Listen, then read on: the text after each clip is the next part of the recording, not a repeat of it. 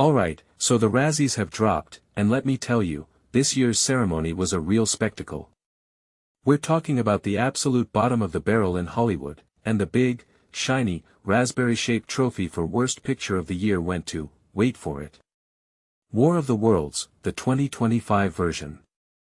I mean, wow. Just wow. Ice Cube starring in this? It feels like a punchline in itself, doesn't it? Personally, I think it's fascinating how this particular War of the Worlds managed to snag 5 out of the 6 categories it was nominated for. That's not just bad, that's spectacularly, impressively bad. We're talking Worst Actor for Ice Cube, Worst Director for Rich Lee, Worst Screenplay, and even Worst Prequel, Remake, Ripoff, or Sequel. It's like they went out of their way to assemble a perfect storm of cinematic failure. What makes this really interesting is that the Razzies themselves called it a cult hate-watch classic. That's a new one, a classic for all the wrong reasons. It really suggests that sometimes, movies are so profoundly awful, they transcend mere badness and become something else. And the commentary from the Razzies organizers about how they utterly destroyed H.G. Wells' classic novel, and that Rich Lee was maybe inspired by Ed Wood, ouch. That's some serious shade. From my perspective, when you take a beloved piece of literature and butcher it this thoroughly, it's almost an act of defiance. It raises a deeper question: why do filmmakers sometimes seem to actively work against the source material they're adapting? Is it arrogance, misunderstanding, or just a complete lack of talent?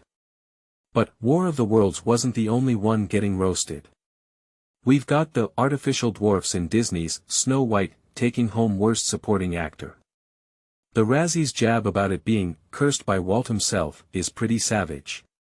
What many people don't realize is how high the stakes are with these massive remakes, and when they crash and burn, the fallout is immense.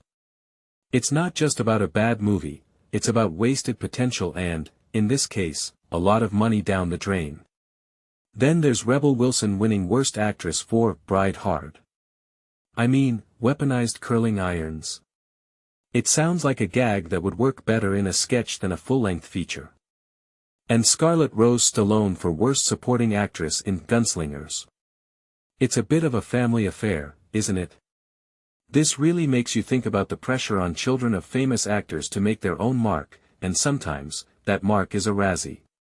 What I find absolutely wild is Kate Hudson winning the Razzie Redeemer Award for Song Sung Blue. This is the same Kate Hudson who's nominated for an Oscar this year.